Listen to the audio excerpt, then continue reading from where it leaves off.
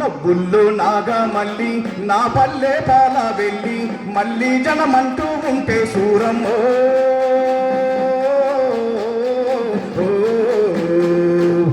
తల్లిని కడుపున బ్రతమాయమ్మ తల్లిని కడుపున బ్రతమాయమ్మ చూడా సక్కాని తల్లి సుక్కల్లో జాబిల్లి నవ్వుల్లో నాగా మళ్ళీ నా పల్లె పాల వెళ్ళి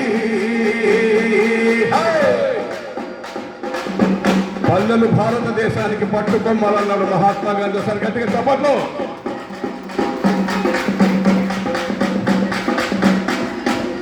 తొలికోడి పూయంగా తెల్లవారంగా పాలు కడవల్లో నిండా పల్లె బంగారు కొండ పారుతున్న ఏరు పచ్చ పచ్చని పైరు ముత్యాల ముద్దుల్లో చిక్కులొలికే పల్లె సంక్రాంతి సంబారాలు సూరమ్మో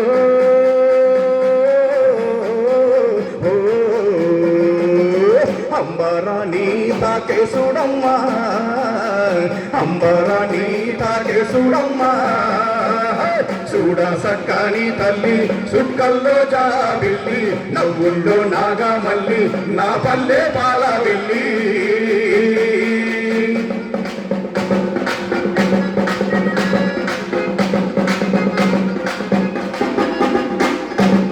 తుండున్న సుండ్రున్నా చీదారించకుండా ఊడిగా మెంతో చేసే మా అన్న మంగాలన్న పల్లెంత మైలా తీసి మల్లె పువ్వుగా చేసి ఓహోహోహోమంటూ పల్లాకి మోపైనావు మాదేనను మదిలో దలసి ఊరన్నో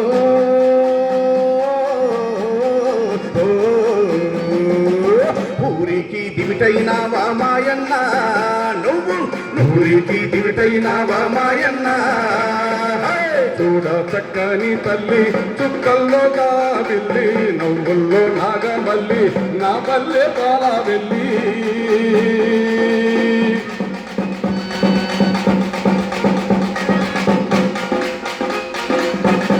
జాతి జీవనానికి జానపద గీతికి అన్నాడు మహాకవి శ్రీశ్రీ. ఒకసారి గట్టిగా చప్పట్లు.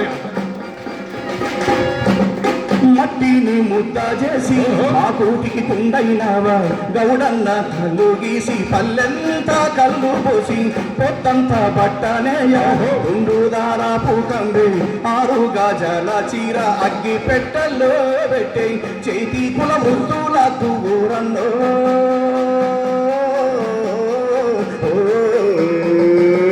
చెయ్యెత్తి దండం పెడతాసాలన్నా చెయ్యెత్తి దండం పెడతాసాలన్నా చూడా సక్కాని తల్లి సుక్కల్లో జాబిల్లి నవ్వుల్లో నాగా మళ్ళీ నా పల్లె పాల వెళ్ళి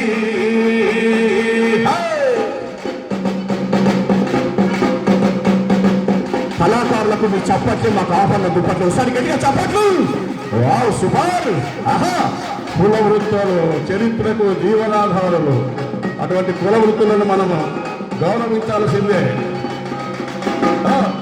కాళ్ళకి చెప్పినావు దండోరాడప్పైనావు పల్లెకు చివరా ఉంటూ ఊరికే కైపైనావు ఎండవనల్లో నీవే చేను శలకల్లో నీవే అయ్యారే మానన్న అన్ని పనులల్లో నీవే సరికారు నీకెవరు ఊరన్నో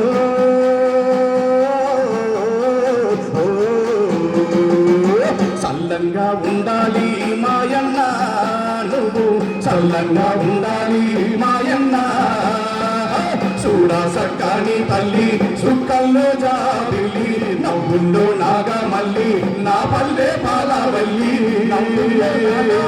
నా పల్లె చల్లంగా ఉండాలి మాయన్న నువ్వు చల్లంగా ఉండాలి మాయన్న నువ్వు చల్లంగా ఉండాలి మాయన్న నువ్వు చల్లంగా ఉండాలి మాయన్న